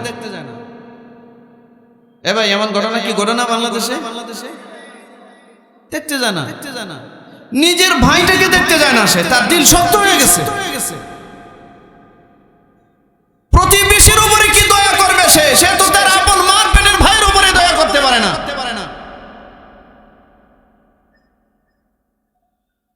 অথচ হাদিসের মধ্যে ঘটনা আসছে, আল্লাহর নবী সাল্লাল্লাহু আলাইহি ওয়াসাল্লাম প্রতিদিন আসরের নামাজের পরে যখন নামাজ পড়ে বের হইতেন, মসজিদে নববীর সামনে খোলা প্রান্তরে নবীজি যাওয়ার সাথে সাথে ছোট ছোট বাচ্চারা হযরত হাসান হুসাইনের সাথে যারা খেলা করতেন, এই বাচ্চাগুলো খেলা বন্ধ করে দৌড়ায়া নবীজির সামনে আসতেন, নবীজির এক নজর দেখার জন্য আসতেন। আর আল্লাহ রাসূল মুস্কি হাসি দিয়ে বাচ্চাগুলোর মাথার মধ্যে হাত বোলায় দিতেন। নবীজি কি এতটা মহব্বত করতো বাচ্চারা। নবীজি একদিন বের হয়েছেন, সব বাচ্চারা যথারীতি আসছে, নবীজি সবার মাথার উপরে হাত বোলায় দিলেন।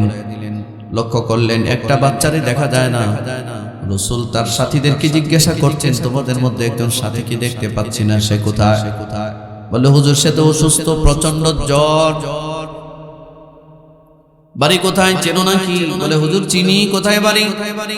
বলে খাজরাজ গোত্রে বাড়ি, উহুদ পাহাড়ের পাদদেশে। রাসূল বললেন চলো আমি তারে দেখতে যাব। আর আস্তে কমছে। নবীজি বলে ইহুদি খেলার ছোট বাচ্চা, খাজরাজ গোত্র ইহুদিদের গোত্র, ইহুদির এক সন্তান, ছোট বাচ্চা মানুষ খেলতে আসে, অসুস্থ। রাসূল বলেন আমি ওরে দেখতে যাব, চলো। কি মনে করছেন নবীজি মনে আমাদের মতো না? আরে তারিখের কিতাবে আসছে নবীজি যখন ইন্তিকাল করেছেন তখনও রাসূল প্রায় 10 লক্ষ বর্গ মাইল এলাকা এরিয়া প্রেসিডেন্ট ছিলেন, রাষ্ট্রপ্রধান ছিলেন। 10 লক্ষ বর্গ মাইল। আর বাংলাদেশের সর্বোচ্চ সব মিলায়া বাংলাদেশের বর্গ মাইল হইল 56,000 বর্গ মাইল। তার মানে হলো এই বাংলাদেশের মতো পুরো বাংলাদেশ 10টা 12টা 14টা বাংলাদেশ একখানে করলে পরে যতটুকু এরিয়া হবে এতটুক এরিয়ার পরিচালনার দায়িত্ব ছিল নবীজির উপরে। প্রেসিডেন্ট ছিলেন। আল্লাহ রাসূল বাচ্চাদেরকে নিয়ে গেলেন ইহুদির বাড়ি, দরজার সামনে নক করলেন। ইহুদি দরজা খুলে তাকায় দেখে রাহমাতাল লিল আলামিন তার ঘরের সামনে দাঁড়িয়ে আছেন। নবীজি কি দেখি ইহুদি কিংকর্তব্য বিমূঢ় হয়ে গেছে, বুঝে উঠতে পারছে না ঘটনা কি। ইহুদি জিজ্ঞাসা করে হযরত আপনি আমার ঘরের সামনে আসলেন কেন? আসলেন বুঝে তো ধরতেছে না। রাসূল বলেন তোমার বাচ্চাটা নাকি অসুস্থ, বাচ্চাটারে আমি দেখতে আসছি। সুবহানাল্লাহ। ইহুদি রাসূলকে নিয়ে বাচ্চার কাছে গেছে। নবীজি বাচ্চাটার মাথার মধ্যে রহমতের হাতটা বুলাইয়া দিছে। বাচ্চার এত জ্বর, গায়ে এত জ্বর। নবীজি তার মাথার মধ্যে নবীজির হাতটা একটু রাখছেন। হাতটা রেখে রাসূল বলেন ইন্না লিল্লাহ। ইহুদিরে বলতেছে আহারে ওর গায়ে এই পরিমাণ জ্বর, তোমার বাচ্চাটা তো বেশিক্ষণ টিকবে না। নবীজির হাতের শীতল অনুভব করে, শীতলতা অনুভব করে ইহুদির বাচ্চাটার চোখ খুলছে। চোখ খুলে তাকায় দেখে নবীজি তার মাথার পাশে শিয়রে দাঁড়ানো।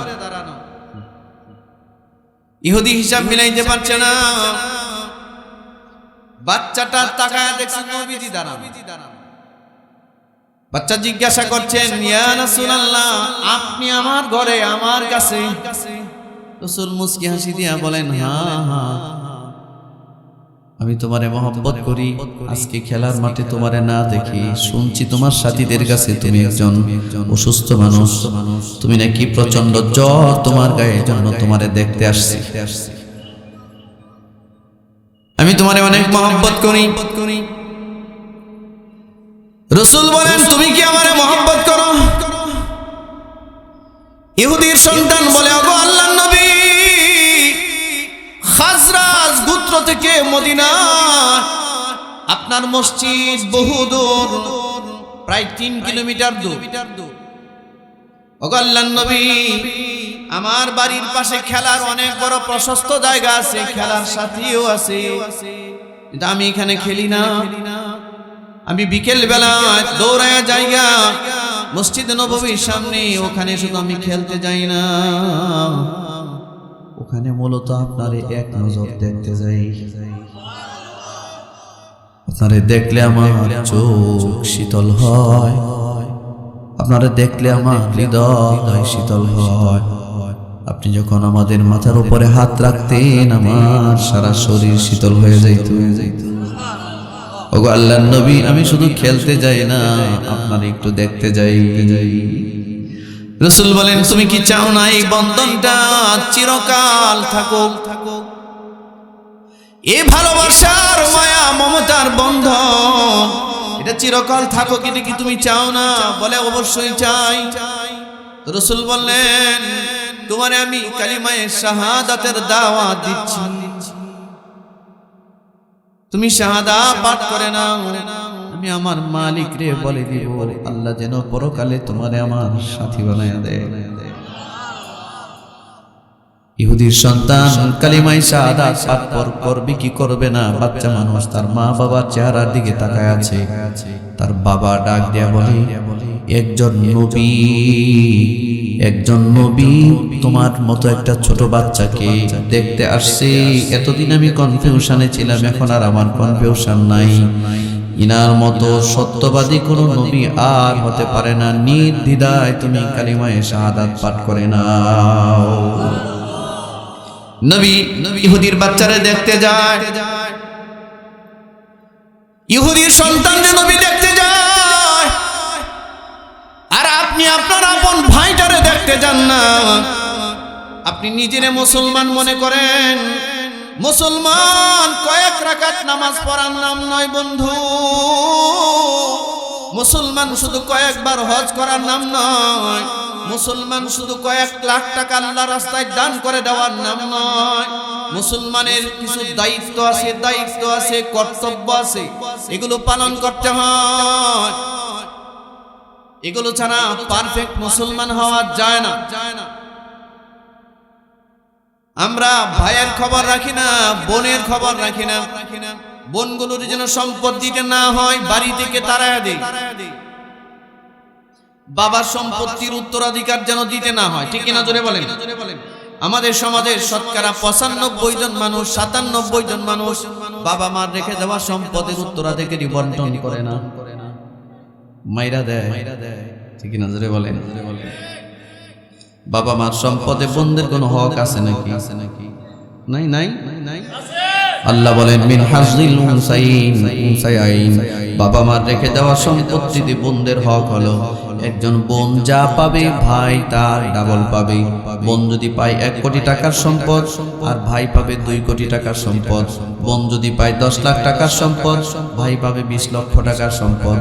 বোন যদি পায় 5 কাঠা, ভাই পাবে 10 কাঠা। এই বিধান কার চালু আছে? একেবারেই কম। বোনগুলো সম্পদ পায় 2 কোটি টাকা, 1 টাকাও দেয় নাই, না দিয়া বোনদের জায়গা বিক্রি করছে 20 লক্ষ টাকা। এই জায়গা বিক্রি করে ওনারা 2 জন স্বামী স্ত্রী মিলে গিয়ে হজ করে এসে আলহাজ হয়েছে। আমাদের সমাজে এমন আলহাজ নাই। রাগ করতেছেন মনে হয়, কষ্ট পাইতেছে। 1 টাকাও দেয় না, সব মেরে দিছে। কি করলেন আপনি? সম্মানিত ভাইয়েরা আমার,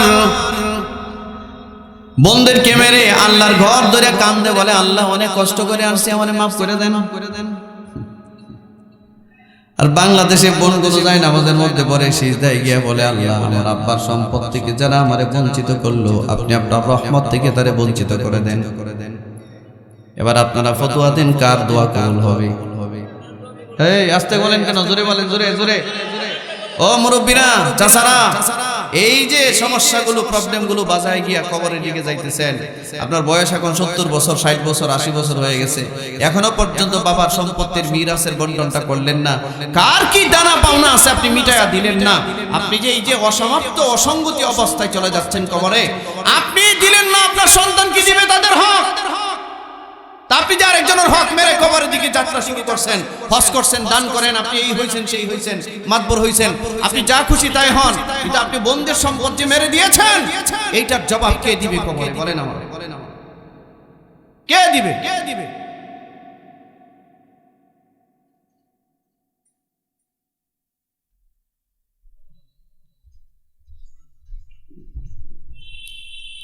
একটা ঘটনা মনে হয়ে গেছে ছোট্ট, বলবো নাকি?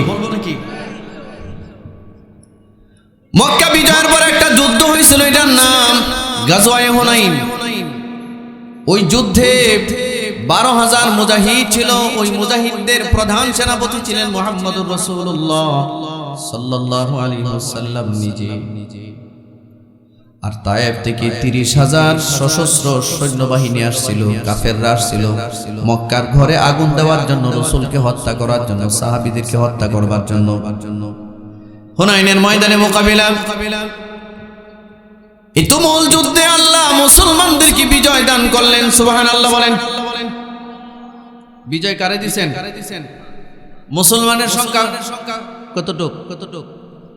12,000। আর কাফেরের সংখ্যা 30,000। কতটুক বেশি? সরি বলেন। হ্যাঁ, 18,000 বেশি। দেড় গুণ, ঠিক না? দেড় গুণ না, প্রায় 2 গুণ।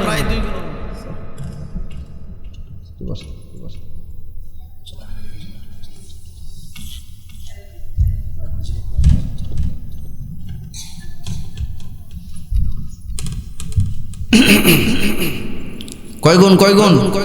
প্রায় 2 গুণ। ঠিক না? না, 12,000 আর 30,000, 18,000-এর ব্যবধান। ঠিক না? 18,000-এর ব্যবধান। এই অসম যুদ্ধে আল্লাহ মুসলমানদেরকে বিজয় দিয়েছে। যুদ্ধ সমাপ্তির পরে নবীজি তাঁবুতে বসা, সাহাবায়ে কেরাম যুদ্ধের একটা পরিসংখ্যান নিয়ে রাসূলের কাছে গেলেন। ইয়া বললেন, হুজুর অনেক গনিমতের মাল আল্লাহ আমাদেরকে দিয়েছে। 24,000 উট আসছে গনিমতের মাল হিসেবে। হুনাইনের যুদ্ধে এত মাল কখনোই কোনো যুদ্ধে আসে নাই। যুদ্ধে যত কাফেররা আসছিল এদের মধ্যে কিছু মারা পড়ছে, কিছু ধরা পড়ছে। হুজুর ধরা পড়ার সংখ্যা হচ্ছে 6,000, বাকিগুলো পালিয়ে গেছে। এই 6,000 যুদ্ধবন্দী যেগুলো আমরা ধরছি, এদের মধ্যে কিছু মহিলা আছে, কিছু পুরুষ আছে।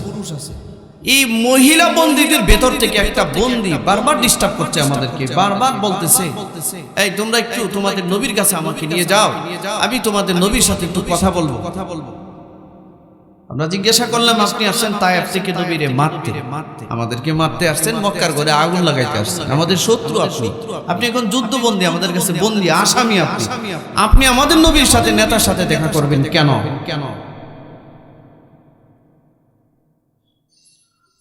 মহিলা বলছে, মুহাম্মাদের সাথে আমার একটা আত্মীয়তার বন্ধন আছে।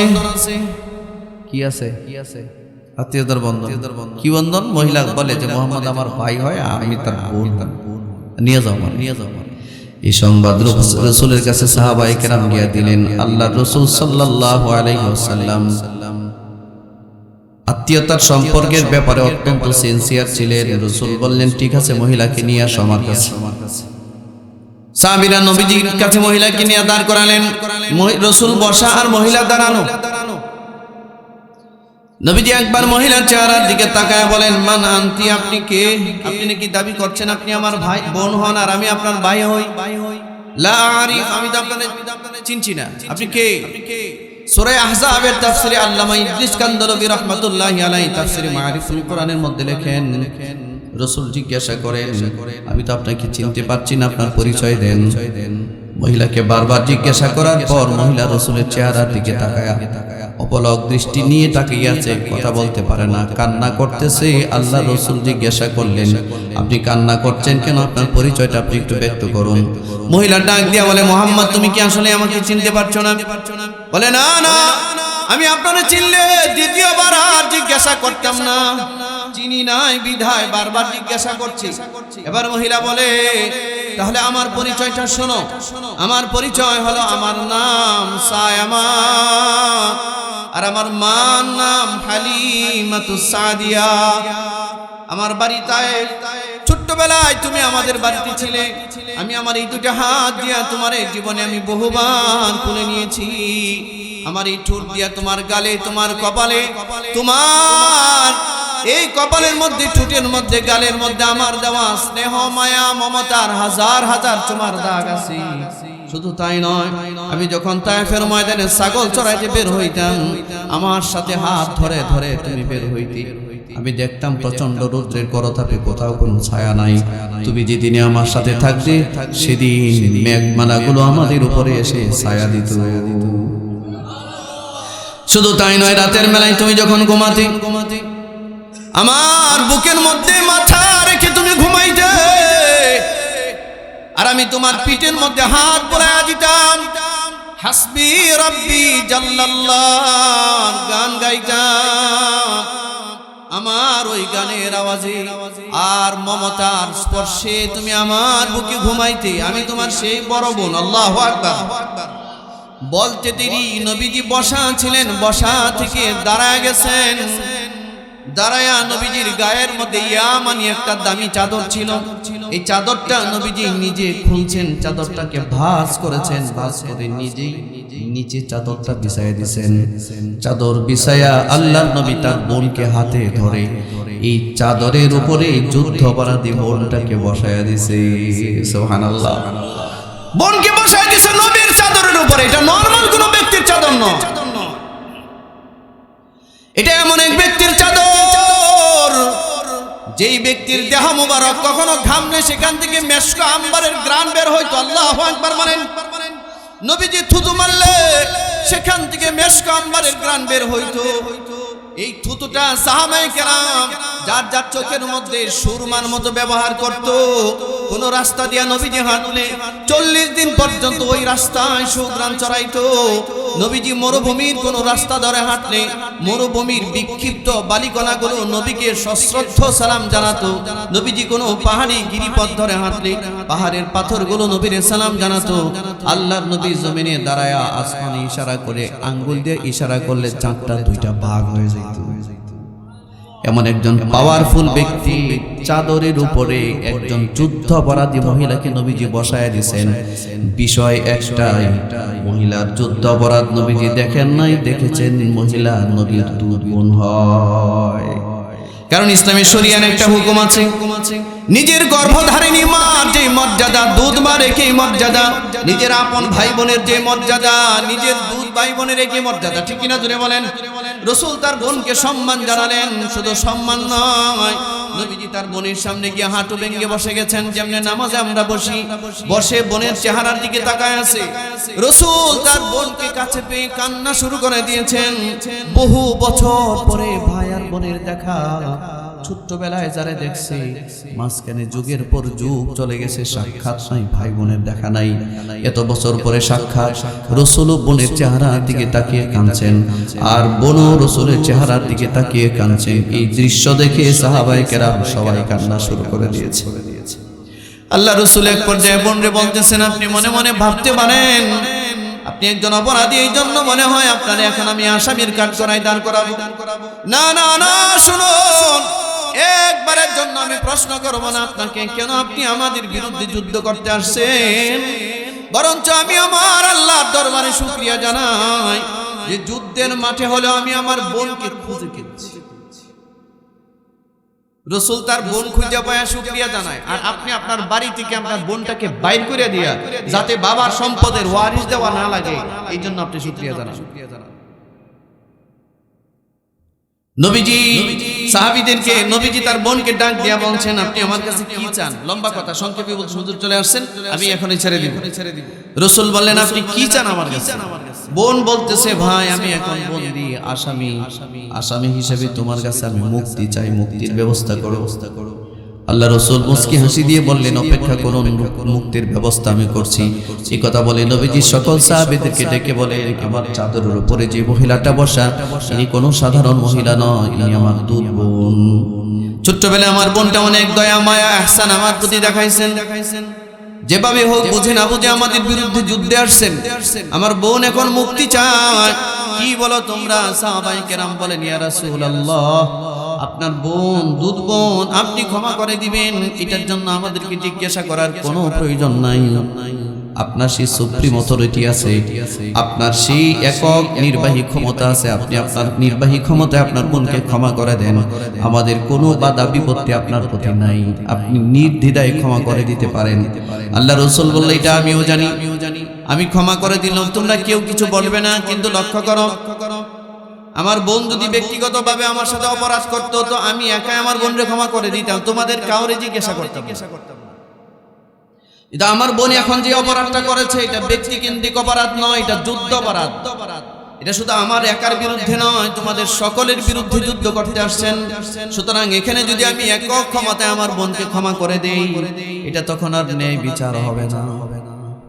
সুবহানাল্লাহ বলতে ইচ্ছে করলো, এটা ন্যায় বিচার হবে না, এটা পার্সিয়ালিটির বিচার হবে। ইতিহাসের পাতায় লেখা হবে যে মুহাম্মদুর রাসূলুল্লাহ সাল্লাল্লাহু আলাইহি সাল্লাম হুনাইনের যুদ্ধে তার দুধ বোনকে স্বতন্ত্রের বিচার করে ক্ষমা করে দিয়েছিল। ইতিহাসের পাতায় লেখা হবে, আমার উম্মত লজ্জিত হবে। এটা হবে না, ন্যায় ইনসাফের বিচার করতে হবে। রাসূল ক্ষমা করা সর্বোচ্চ অথরিটি রাখবার পরেও ক্ষমা করলেন না সাহাবীদের অনুমতি ব্যতি রেখে। কি পরিমাণ ন্যায় আর ইনসাফের বিচার! আর আমাদের সমাজের এই কথিত মাতবররা, গ্রাম্য মাতবররা মাত্র 5-10 হাজার টাকার জন্য অন্যায় বিচার করে। হ্যাঁ, কথা বলেন না কেন? করে না? দুই দলটা একসাথে মারামারি লাগায় দেই, মাতবরে লাগায় দিয়ে এক দলের কাছ থেকে রাতে নেই 10,000, আরেক দলের কাছ থেকে দিনে নেই 20,000, নিয়ে কয় বিচার তো আমিই করব। এলাকার একমাত্র মাতবর আমি ছাড়া কে আছে? ঘুষ দে। কথা বলেন না কেন? এই ঘুষখোর ঘুষ খায়া মসজিদের প্রথম কাতারে গিয়ে বসছে, নামাজ পড়ছে। নাই নাই এই চেহারা দেখাতে পারবে রাসূলকে? এই জন্য বলা হয় he was the first class justice in the world. Muhammad সাল্লাল্লাহু আলাইহি সাল্লাম এমন এক জাস্টিস ছিলেন, ন্যায় বিচারক ছিলেন, ন্যায় পরায়ণ ছিলেন। রাসূলের মতো ন্যায় বিচার, ন্যায় পরায়ণতার দৃষ্টান্ত পৃথিবীতে একমাত্র মুহাম্মদুর রাসূলুল্লাহ সাল্লাল্লাহু আলাইহি সাল্লাম ছাড়া কেউ উপস্থাপন করতে পারে না। ঠিক কিনা? জোরে বলুন। আল্লাহ রাসূল সাল্লাল্লাহু আলাইহি সাল্লাম সাহাবীদেরকে বললেন, দুইটা উট আনো। রাসূল নিজের হাতে তার বোনকে ধরে উটের উপরে বসাইছে, বললেন একটু দাঁড়ান, আমি আমার বোন থেকে আসতেছি। রাসূল রুমে গেছেন। জবের কিছু শুকনা রুটি ছিল, এগুলো নিলেন। কিছু খেজুর খুরমা ছিল, নিলেন। কিছু স্বর্ণ মুদ্রা অর্থাৎ দিনার দিরহাম জাতীয় টাকা, এগুলো নিলেন। নিয়ে একটা পুটলার ভিতরে বললেন, ভরে এটা নিয়ে তার বোনের কাছে গেলেন। বোন উটের উপরে, নবীজি নিচ থেকে বোনের কাছে এই পুটলাটা হাদিয়া দিয়া বলেন, বোন আমার, যুদ্ধের মাঠে আপনার সাথে আমার সাক্ষাৎ, দেওয়ার অনেক কিছু ছিল কিন্তু আমার কাছে এছাড়া আর কিছু নাই দেওয়ার মতো। মেহেরবানি করে আমার পক্ষ থেকে ছোট্ট হাদিয়াটা আপনি কবুল করেন। আমার প্রতি কোনো অভিযোগ রাখবেন না, অনুযোগ রাখবেন না। আমার আচরণে কষ্ট পাইলে ক্ষমা করে দিবেন, আর আমার পক্ষ থেকে হাদিয়াটা মেহেরবানি করে আপনি কবুল করুন। কি বোঝা গেল? নবীজি যুদ্ধের মাঠে তার বোনকে ক্ষমা করে দিলেন, চাদর বিছায়া দিলেন, সাহাবীদের নিরাপত্তা দিয়ে বাড়িতে পাঠানোর ব্যবস্থা করলেন। যাওয়ার সময় হাদিয়া দিয়া নবীজি বিদায় করে।